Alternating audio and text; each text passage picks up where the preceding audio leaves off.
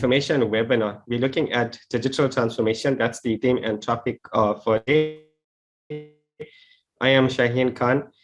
I'm the program coordinator for the postgraduate diploma in digital marketing for Regent Business School.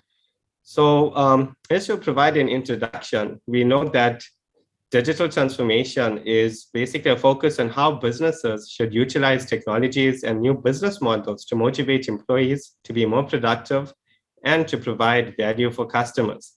So transformation, digital transformation, we can define it as a realignment of or investment in new technology, business models, establishing new processes to drive value for customers and employees, as well as to compete in an ever-changing point of view. We know that with digital technology, we now talk about the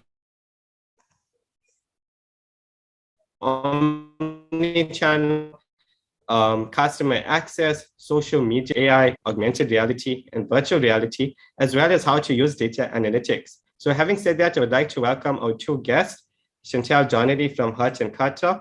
Chantal is a digital transformation leader and pioneer in her field. Her passion is digitizing and growing brands. She's worked across a variety of key retailers and multinational brands, and she's delivered successful transformation strategies. I would also like to welcome Dr. Prathana Amrithlal. She has worked extensively with retailers such as Massmart, suppliers such as Tiger Brands, Unilever, and she's an experienced executive leader and academic and highly skilled in the FMCG, research and strategy, data science, brand marketing, and category management fields. So having said that, I'd like for you to take over. Thank you, Shaheen. Good morning to everyone and a very special warm welcome to you all. And I would like to thank you for the time that you've taken this morning to join us for the session. We do hope that you would find the session as informative as possible. So I'm going to kick off with part one of today's session, which focuses on the current retail and wholesale landscape, as well as the fourth industrial revolution and digitalization. So now starting with the reality of the fourth industrial revolution. Every industrial revolution has called for a radical change, changes in our thoughts and actions throughout history. Societal, economic, and political mindsets had been altered in the name of progress. Now, according to the World Economic Forum, the fourth industrial revolution represents a fundamental change in the way we live, the way we work, and we relate to one another. And these advances are merging the physical, the digital, and the biological worlds in ways that create both huge promise and potential peril. Artificial intelligence, automated workplaces, digital data, genome editing, virtual reality, robotics, and 3D printing are rapidly changing. Some of these concepts are even new to many. And the way humans create, exchange, and distribute value has picked up its pace. In fact, every industrial revolution has sped up the pace of change faster than the one before. However, the fourth industrial revolution is the most rapid. I would like to share an exciting extract taken from a survey, the Academic and Fourth Industrial Revolution Commission survey. And the statement is that Industry 4.0 is the biggest structural change of the past 250 years, a transformation of scale, scope, and complexity unlike anything humankind has experienced before. So quite hard-hitting and impactful, but also really exciting to be in the realm of this boom and this buzz. So let's now take a deeper look into the South African retail and wholesale landscape. The following slides are based on a survey that's been conducted within the wholesale and retail sector and focuses across three major elements within retail and wholesale, that being strategy, the front and back end. Now, front end comprising of customer-facing operations, storefront, merchandising, promotional activities, customer experiences, including loyalty, marketing and communications, pricing, and POS solutions. Whereas back end, we're looking at supply chain, logistics and warehousing, digital procurement and vendor management, assortment mix and planning, people and finance automation. So really in the grinding engine room across retail, and also very relevant and exciting for what we have to share with you this morning. So local reality.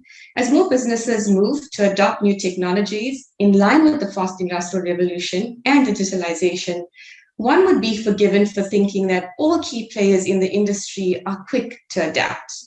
In more developed countries, retailers have assimilated to the fourth industrial revolution faster, not only through enhanced e-com capabilities, but also through massive investment in technologies, artificial intelligence, even technologies such as virtual reality, automation, and robotics.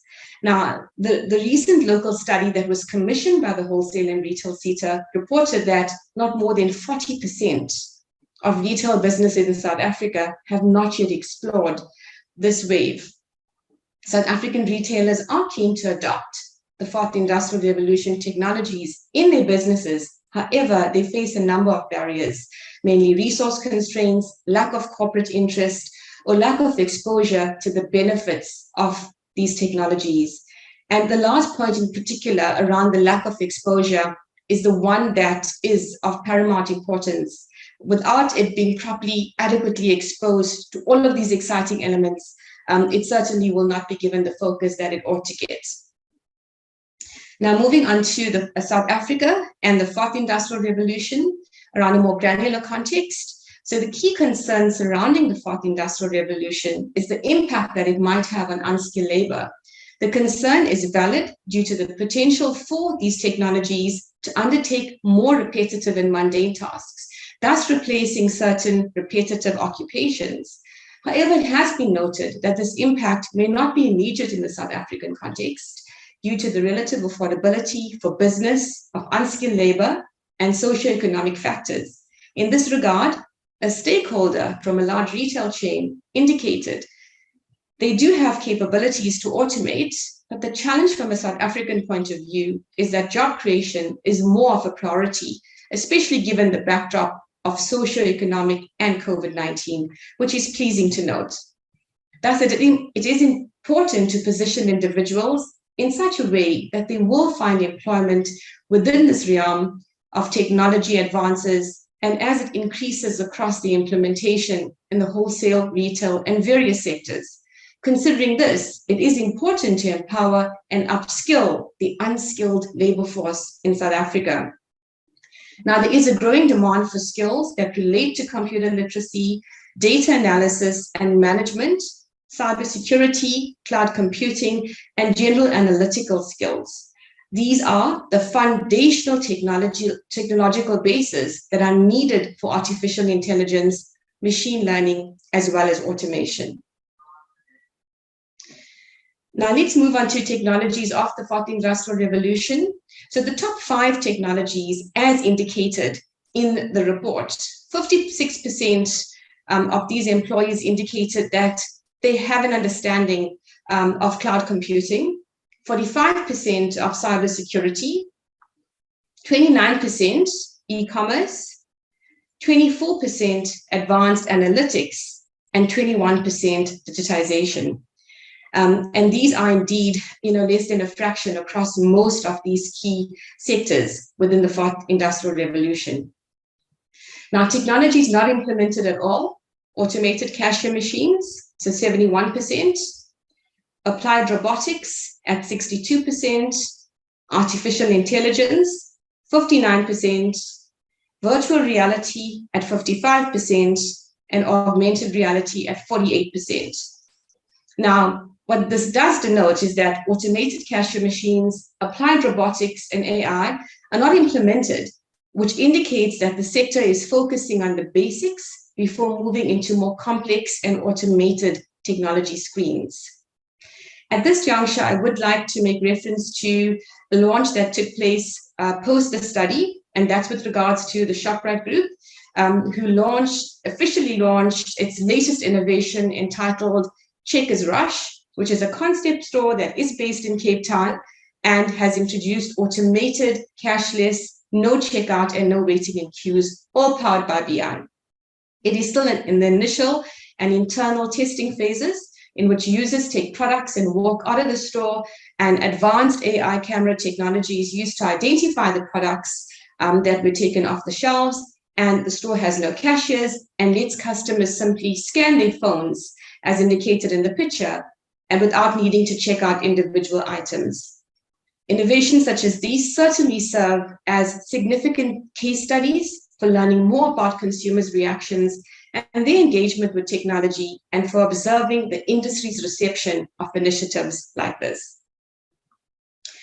Now, moving back to the results from the study. So the extent to which occupation will increase in demand, quite interesting to see here that 70% of the respondents indicated that all of the occupations will increase significantly in demand, that being all of those listed on the left-hand side of the graph. However, the top 5 that we highlighted include online marketing at just on 91%, data analysts, business analysts, 87, round up to 88, cybersecurity at 83%, developers across cloud, databases, and general IT at 81%, social media specialists, 81, and automation specialists at 78. Now, this indicates that there will be a push using social media channels to drive sales, while there's a strong demand for professions that are in data analytics and cybersecurity. In terms of the adoption status quo in South Africa, we can see here that 41% of the employees have not even explored the fourth industrial revolution technologies. 30% are in the awareness stage, so which means they are researching these technologies in order to understand its benefits and its limitations. 18% are in the experimental and proof of concept stage. They're researching, creating, and applying use cases to test environments. 8% are aligning their systems and integrating these technologies into certain areas, and 3% are at the scale-up and transformation stage, such that they're working on pilot projects and deploying emerging business technologies across the entire business. Moving on to the barriers to adoption of the fourth industrial revolution. So starting off with economic reasons, a major barrier to implementing modern and customized technology solutions is the financial commitment required of any organization.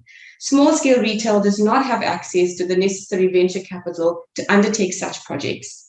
Therefore, most of the retailers at the forefront of the revolution are the larger, more established retail giants who are exposed to financing streams, while the larger retailers can tap up into international research and development. It is the lack of access to key technology markets and international innovation teams for smaller retailers who work locally that stands as a barrier to sourcing and implementing cost-effective digital solutions. And you'll see in part 2 of this morning's baby, when Chantal comes in, all the exciting pieces of innovation and solutions that is possible for local retailers as well.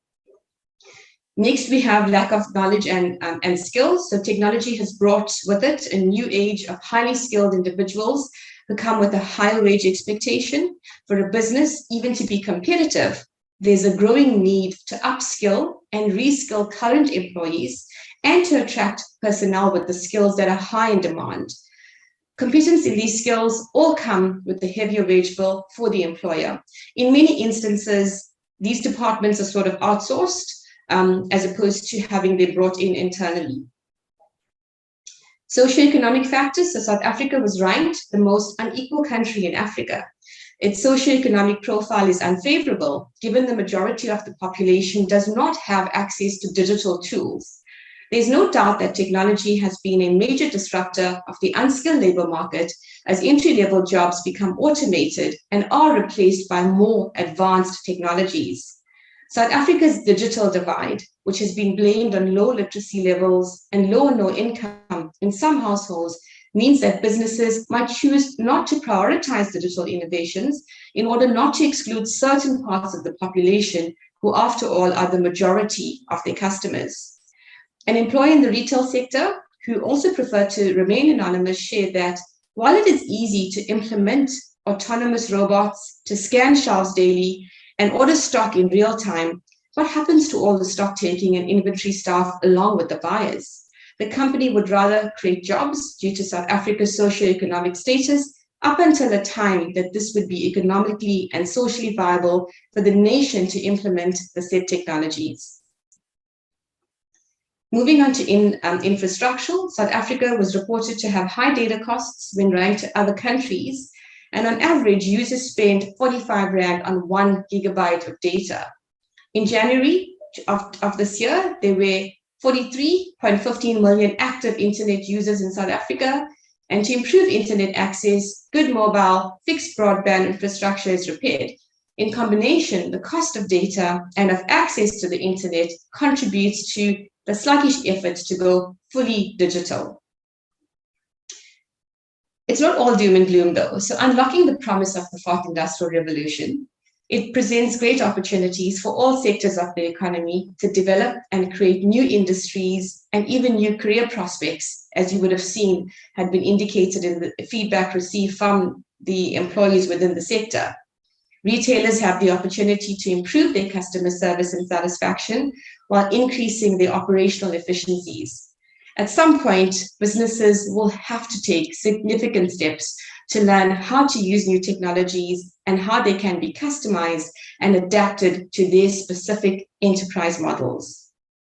Striking a balance between the global movements within the revolution and the specific economic and social landscape of the retail sector may just be what determines its success.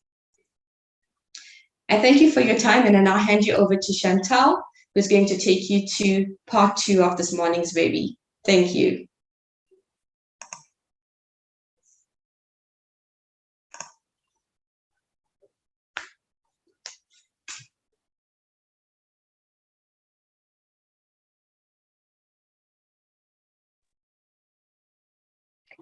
Good morning, everyone. Thank you very much for giving us the opportunity to have this forum and be on this webinar today. My name is Chantal Donnelly. I head up the Digital Solutions Division at the Hood & Carter Group in South Africa. Our business specializes in end-to-end integrated marketing solutions for manufacturers, brands, and retailers, from digitizing the physical things that we produce and making it more measurable, all the way from product ideation, print and packaging, to omni-digital consumer experience or customer experience. Today, we're talking about the fourth industrial revolution, and I want to take you on an Industry 4 journey that I have personally been on with a practical live example of end-to-end execution in South Africa. This is going to showcase what we are doing in the industry, not only by partnering with the most incredible global technology, but to use this technology to our clients' advantage. This is where we have created new opportunities for brands and retailers to get on board and make a difference to their supply chains, recycling initiatives, assisting with decreasing the carbon footprint of their brands, which is obviously very critical to the world as we know it, as well as improve their customer experiences and in some cases even save lives. But before I show you some of the boring bits of this practical example, I'd like to share a video which showcases a piece of customer experience. The fourth industrial revolution is very much associated with a vastly improved customer experience on all levels. The technology is not built only to solve problems, but it's absolutely driven by an improved and automated experience.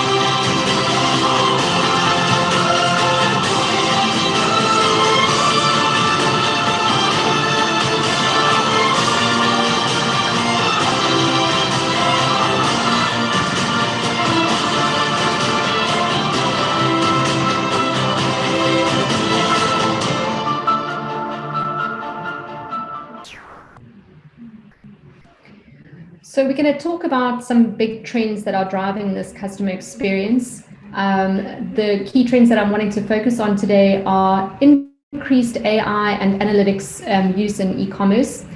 Organizations are looking to artificial intelligence to improve their workflows and processes. There's a huge push to improve customer experience, which is driving AI adoption. This includes all e-commerce companies. Retailers were among the first to recognize the benefits of including AI in their tech arsenal, and the driving force behind this increase in retailers' drive to provide a personalized experience is precision-targeted customer experience. These developments in AI spending just show how willing retailers are to invest in to improve their services. Prominent AI applications to date include customer service, sales, and marketing. However, areas such as forecasting and pricing are also seen to benefit from AI use. The benefits of AI to the sales process are really great for e-commerce businesses.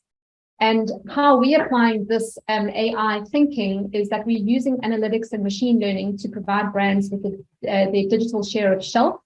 It's a great service given that we can actually provide price trends and alerts, share of volume, visibility, and a full 360-degree view of how a brand is actually performing online. And for us, this is only the start. On social media is not what it used to be. It's no longer a channel by which people connect with others. Social media has evolved as a marketing tool, enabling brands to expand their target audiences. So platforms like Instagram and Facebook, they're now equipped with buy buttons, which allow retailers to sell through them. And online stores have also been establishing links with these social media platforms, enabling customers and their customers to make purchases. So most platforms have been focusing on catering to online shoppers, but more importantly, social media has become a channel by which brands can actually receive optimal exposure. And social media influence on users continues to increase by the day. We're seeing it much like through TikTok as an example. Voice is getting very much louder. Back in 2017, I had the privilege of going to San Francisco, and I wrote a blog on a voice-orientated topic, and it was very interesting because voice hasn't been adopted as much as I thought it would be, but it's definitely going to explode in the coming years. Proof of this fact is those who own a smartphone, smart speakers, have admitted to having voice shopped as far back as 2017. So when I was there, it kind of had started.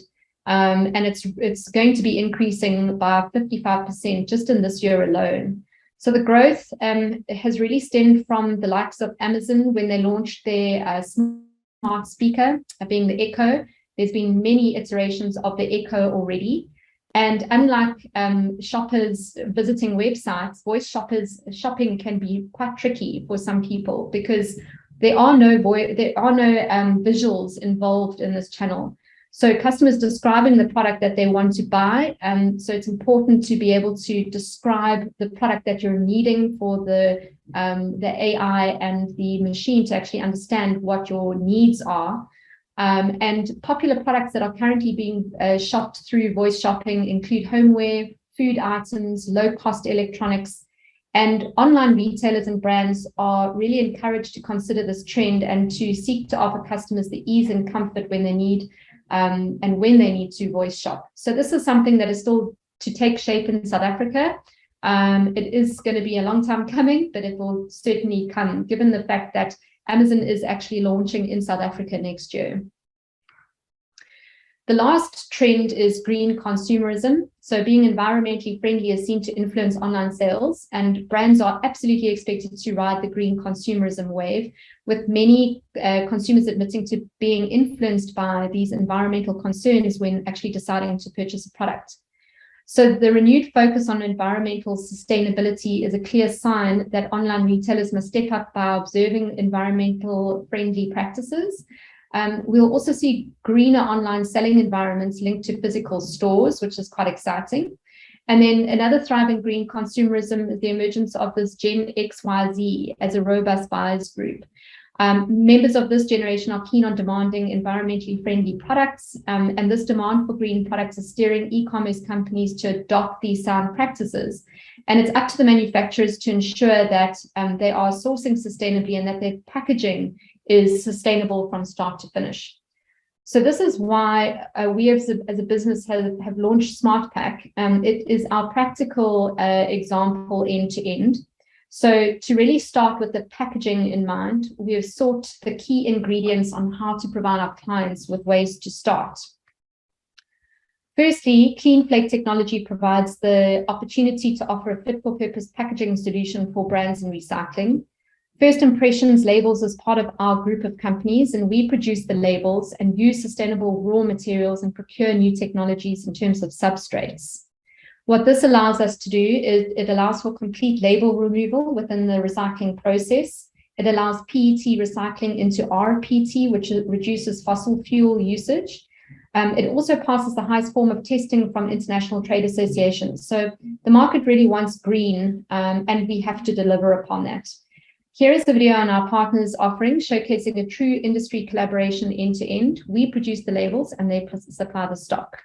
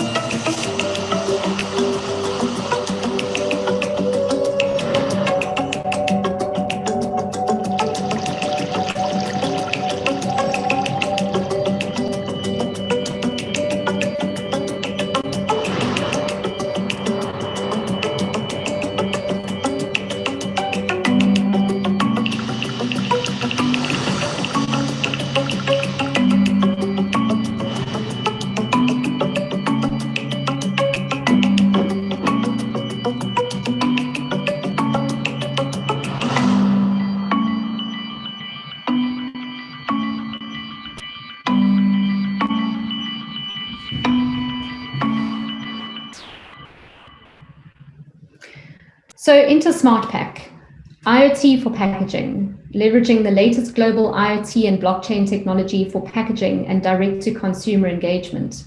We have partnered with a company called Digimark, a global platform that allows us to leverage the GS1 industry standards from a compliance point of view, and we provision these GS1 digital links for packaging, which will eventually, they'll replace the 1D barcode, which provides a new solution for retailers and brands looking to improve their supply chain capabilities, brand integrity, brand protection, and of course, direct-to-consumer engagement solutions. But who's driving the business case? So in 2017, we started with the supply chain teams trying to sell our services hard towards the retailers and manufacturers. And then soon we realized, upon investigation and going into the actual trade and doing due diligence on the supply chains in South Africa, we realized that the supply chains and the technology systems were not fully equipped to support the full circular economy. So how did we find where it makes the most sense to build scale and do it quickly to help the problem in the market? Well, we established soon enough that it actually sits with marketing. The manufacturing industry is complex, not only globally, but locally it's a little bit more diverse, but the same rules apply. We also realize that we cannot be fooled. Our supply chains have to adopt global best practice, but again, they are not equipped. So we set out on this journey to help collaborate. We listened, we understood, we built, and now we're delivering. We have created an end-to-end solution for our clients and provided the circular economy, acquired the data, and productized a platform called SmartPack. SmartPack is powered by the everything.com product cloud. It is a Digimark company, and we leverage this product cloud solution to offer an as-a-service model to the market in sub-Saharan Africa. We specialize in digitizing products and offering content services such as supply chain traceability, direct-to-consumer engagement, brand protection, integrity solutions, as well as new product and promotional analytics driven directly from the packaging itself. So all of this is underpinned through an industry standard being this GS1 digital link, and it connects products to the web. We provide a unique identity at SKU, batch, or lot level and provide and store the data throughout the product lifecycle. The data behind this digital ID is endless and includes the supply chain and manufacturing endpoints, which is critical for each data point in the whole value chain. It also provides us the opportunity to geolocate scans and precision market to a consumer. We have launched a content management system for rapid pack experience, coupled with the awesome data that we extract off the packaging. We back the product cloud with our own tech stack and content management system that leverages our silo product metadata and GS1 product schema to deliver official product detail, ingredients, and serve immersive customer experience off pack. We share supply chain information to track and trace the product as well. And then through our Silo platform, which is one of our analytics businesses and content creation businesses within our group, we leverage the product imagery that we take. We share that with all e-commerce and retailer sites. We extract the data from the product and we provide promotional analytics, all of which play a critical role in tracking and performance and campaign metrics off the packaging. This is new information that never existed before. It also includes new e-commerce analytics. So if my product is sitting on an e-commerce site, is it a connected pack? How does it get into the hands of the customer? I alluded to new e-commerce analytics earlier in terms of the digital shelf, and these solutions are all interconnected to deliver new solutions in a fourth industrial revolution and retail landscape. Here is our full solution, the connected packaging end-to-end practical example from cradle to grave. It features the product lifecycle through its stages, the full value chain. We need to be collecting data at every single point. We're far from it. We have certainly made some progress, but we need to be collaborating with multiple industry partners. We cannot do it alone. We do this through mark creation, the code provisioning, packaging creation, all the way through to the manufacturing, retail, point of sale, the consumer at home, influencing behavior, providing analytics, getting consumers to recycle the product and collecting data from this whole chain. And it is absolutely critical that we get this right, one pack at a time. It's important to note that the GS1 digital links will be the new standard that most retailers will switch to in the next 3 to 5 years. So the opportunity is really there for brands and manufacturers and the retailers to get started now, because the sooner the better. Our vision for the fourth industrial revolution in the retail world, coupled with digital transformation, is that every product will have a unique identity and a data profile. It's coming anyway. It's not something that we can avoid. All products are traceable. They will be, we'll have the ability to create a unique opportunity to engage in an always on manner with the consumer anywhere, anytime. So to navigate this big scary world effectively and win in the fourth industrial revolution in marketing and retail, there are 2 imperatives to focus on. The first is the customer, a digitized end-to-end customer experience, digitized products and services as part of the value ecosystem. And we need to create these trusted machines. Without the data, there is no trust. And then, of course, the enterprise. We need to source enhanced operational capabilities within a dynamic ecosystem. We need to upskill our talent pools and make sure that they are fully familiar with these new operational enhanced ecosystems. As an example, supply chains, we need step change in our supply chains to be able to deliver upon this.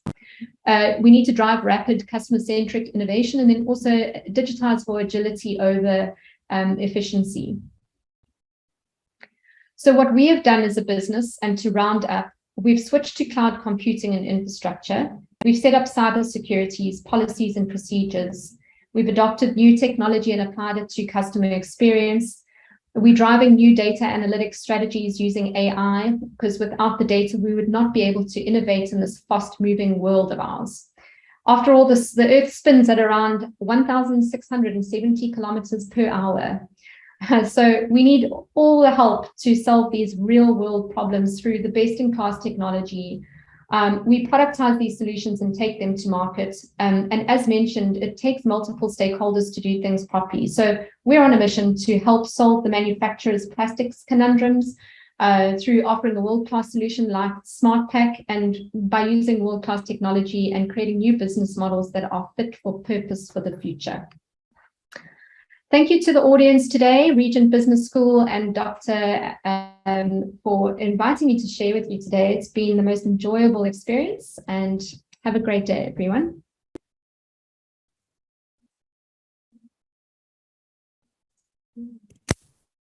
Okay, thank you, Chantal, for that insightful and for all of the information. It's exciting to see the use of IoT technologies, especially in South Africa. You mentioned one of the key points there was this whole notion or emphasis on recycling.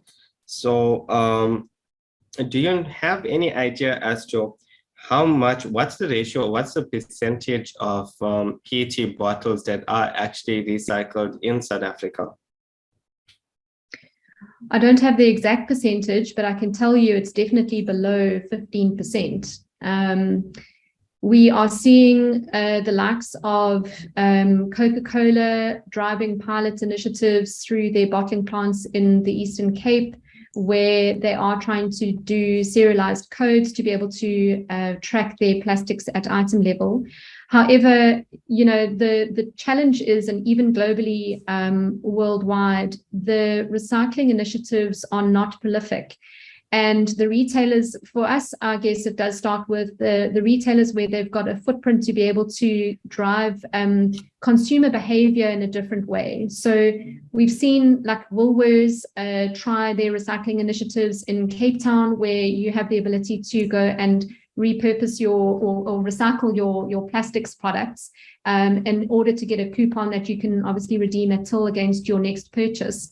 And those kinds of initiatives, they have to happen, because you know, these PET bottles cannot land up in landfills.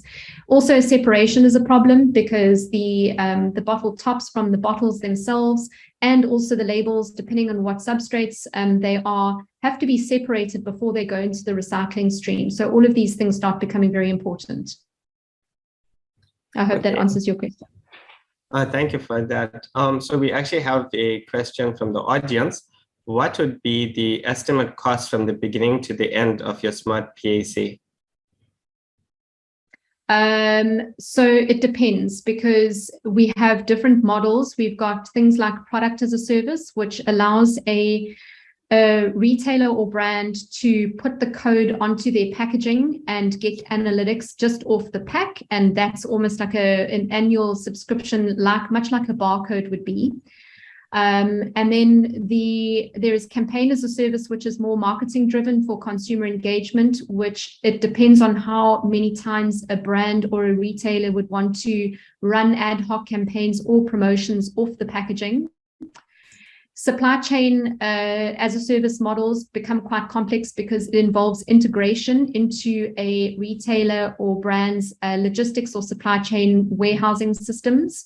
So it's kind of how long is a piece of string. But the reason why I put that slide up with, who's driving the business model is because supply chain is not going to invest in putting codes onto packaging. That's got to come from the R&D packaging specialists and also marketing, because there's upside for marketing exercises.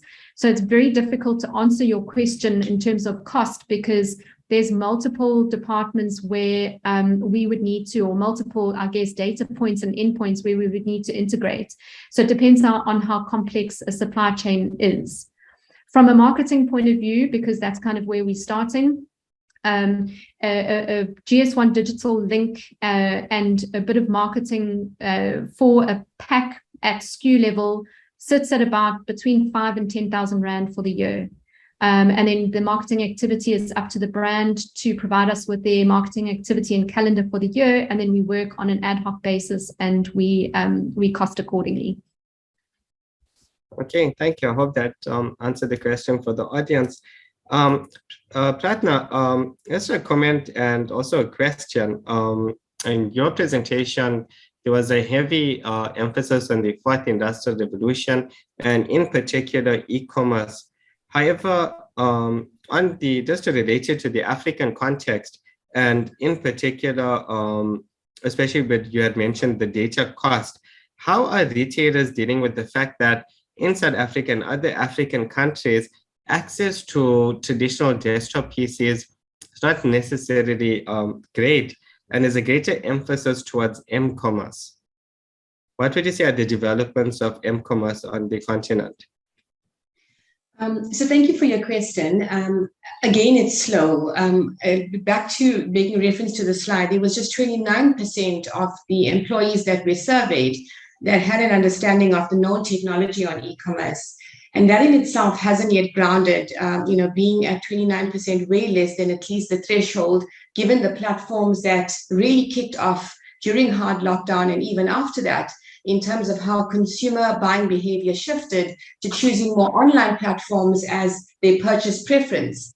And one would think that, on the back of that, there would have been a surge or even a greater representation or proportion of the retailers that would have cottoned onto that. But in both facets, being the e-com and the m-com space, again, this is low. I don't have the exact numbers on hand, but it is definitely way less than the 50%. Which is disappointing given the opportunity that does arise. And I think, back just making reference to the technologies and the tools that are available, and also that there's definitely local support in being able to help transform these businesses digitally to drive their business transformation agendas, hoping to see more of these, come into practice as we go along this revolution. Thank you. That answers the question. Yes, it does. So we have basically a two-part question from the audience. They'd like to know, what is the typical return on investment on these type of innovations that would make it viable for implementation? And the second question is, given the South African landscape and the living standards, is 4IR a relevant target across all industries, as many do not have access to basic facilities?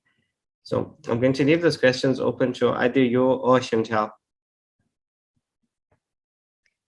Prathana, would you like to answer your part and then I'll pipe in? Yes, I think you can go ahead with the ROI piece. Okay, so from an e-commerce point of view, I think the ROI speaks for itself. E-commerce is definitely growing significantly in South Africa. You're seeing, SPAR come in with their SPAR for You app. 6060 is doing incredibly well, and online sales is increasing. So the fact that we helping our brand clients to really drive data around the information that we can extract from how they're selling their products and positioning their products online. And the information is critical because, how you position your brand and how, I guess the footprint of the brand is so critical online at the moment, and we have to be able to market the brands effectively. So in order to do this, we need to use these AI tools that we have implemented, and we're seeing great success so far. So it's working. Return on investment for the brands, it depends on the KPIs for the exercises that we do for them, that we are seeing increase in sales and upliftment to up to 10%. Sometimes when we run campaigns up to 20%, it depends on the brand, depends on the promotional activity and also the campaign period. From a market standpoint, yes, we understand that we are living in sub-Saharan Africa and we've got big challenges. I think we've got the biggest opportunity in the world today from a digital transformation standpoint. So to think that the market is that doesn't have access, we do have access. I think it's up to the industries and up to the retailers and the manufacturers to start educating, changing consumer behavior and ensuring that our market does have access and makes it easier to digitally engage and be part of these kind of streams of new transformation that we're trying to take to market. I hope that answers the question.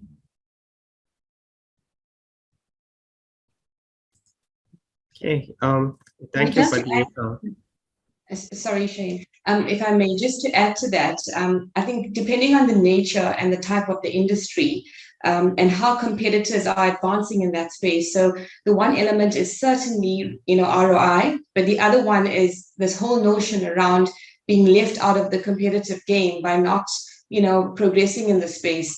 And just on following on the success of the Checkers 60/60 e-com, platform, Pick n Pay then launched Pick n Pay ASAP, and as Chantal mentioned, Spar then launched Spar, to go. So there certainly is this energy that has surrounded retailers and even wholesalers around e-com and around the demand for it. So, that in itself will also then speak to, of course, budgets within the organization and, the sort of ROI depending on the KRA attached. But there has to be this degree of competitiveness around a segment, around an industry or nature of good or service to be not left out of the game. And then the second question, just around, it is an absolute fact that majority of the population does not have access to digital tools. I remember reading in the finer detail of the report that, more than 60% on bottom of the pyramid literally have, more than 5 Rand, not more than 5 Rand in terms of airtime value. And we've seen the average cost of the gigabyte of data is at 45 Rand. So while there is a large degree of the population that does not have, access to digital tools, there is a significantly large proportion of the population as well that has access to the tools, that has a disposable income, and would prefer the convenience of having goods being delivered to their doorstep. We've seen the evolution internationally. Checkers has just launched their concept store called Checkers Rush. While it's a great hit globally, South Africa is now in the testing phase, and pleasing to see that.